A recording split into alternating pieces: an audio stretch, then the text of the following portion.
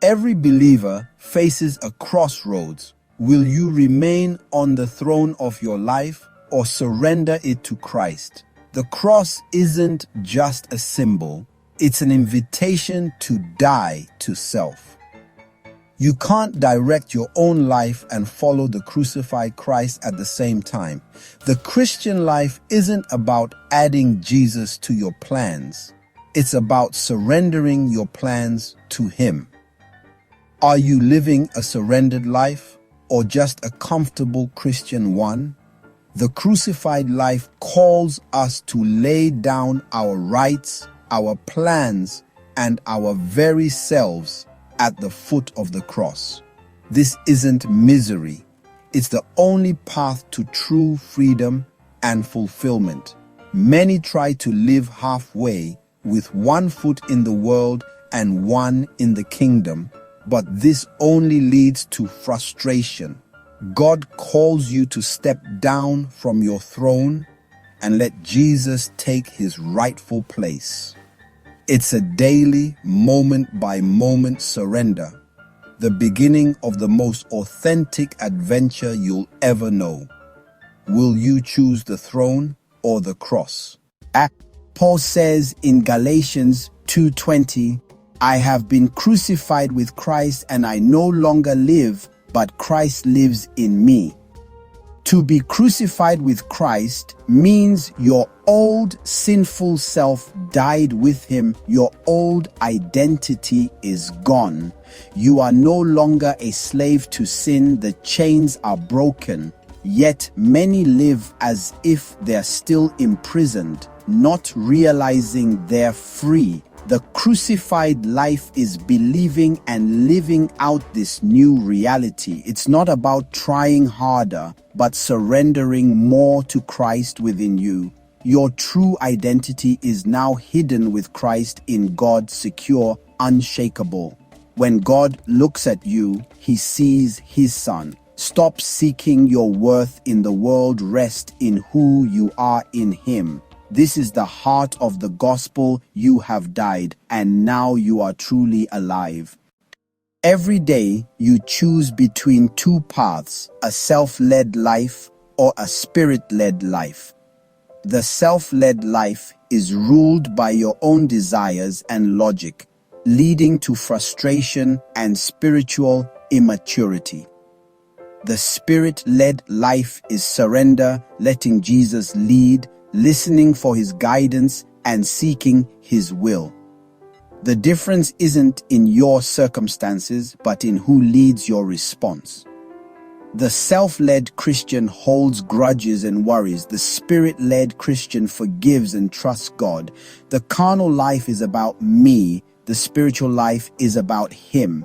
Choosing the Spirit's way is a moment-by-moment decision. It's saying no to self and yes to God's promptings. This is surrendered discipleship. Who's leading your life today? The choice is yours.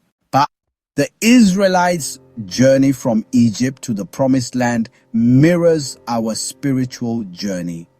Many were saved from slavery, but wandered in the wilderness, living beneath their inheritance because of fear and self-reliance.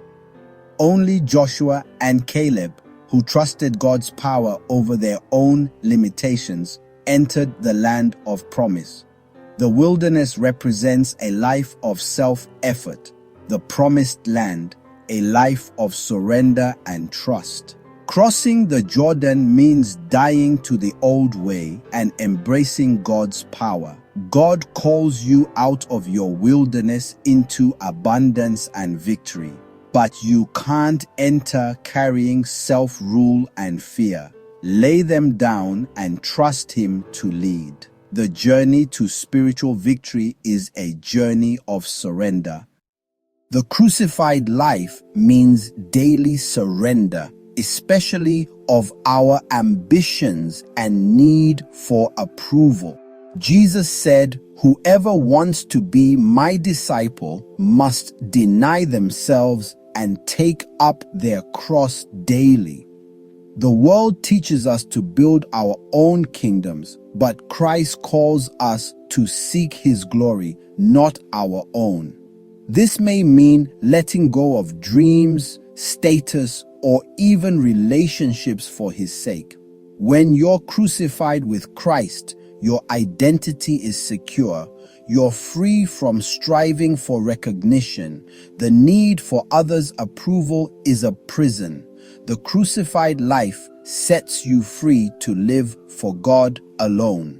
This freedom may cost you friends or reputation, but it brings true peace. Paul said, "If I was still trying to please people, I would not be a servant of Christ." We must choose serve the opinions of people or the truth of God. Surrender your ambitions and your need for approval at the cross. Only then will you find real significance.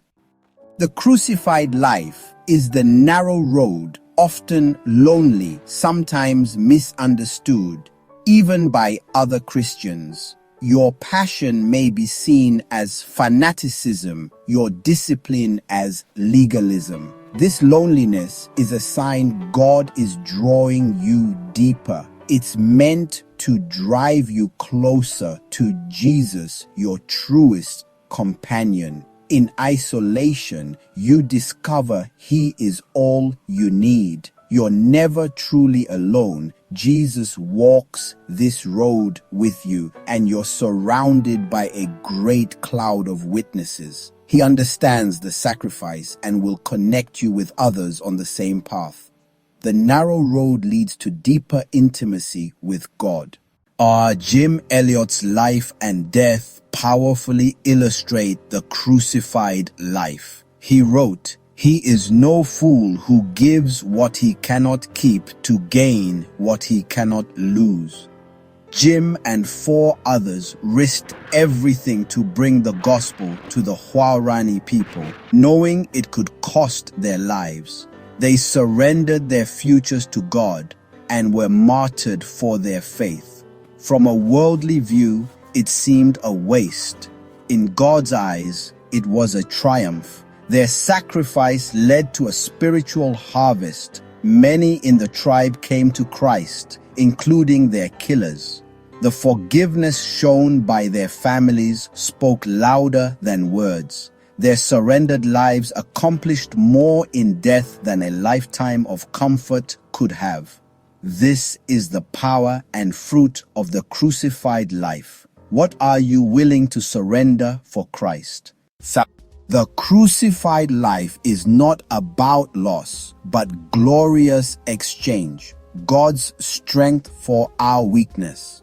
Paul learned that God's power is made perfect in our weakness. When we surrender, God's Spirit works through us, producing real change and fruit. The fruit of the Spirit grows not by trying harder, but by yielding more. Personal revival begins when we stop striving and start surrendering. One surrendered life can spark revival in a family, church, or community. True corporate revival starts with individual death to self.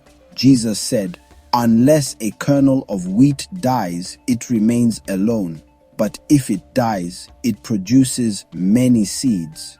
Every act of surrender is a seed that bears eternal fruit. Lay down your life and watch God bring a harvest. Now the choice is yours, the throne or the cross. God isn't looking for spectators, but surrendered disciples. The crucified life is the invitation to real, powerful, resurrected living. Who's on the throne of your heart, Jesus or you? If you're ready, pray. Lord Jesus, I step down from the throne.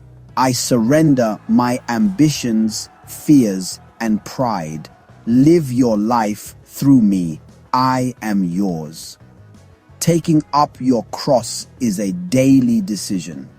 Don't fear the sacrifice. On the other side is the life you've always longed for. Step off the throne. Take up your cross. Follow him. This is the only path to true freedom and joy.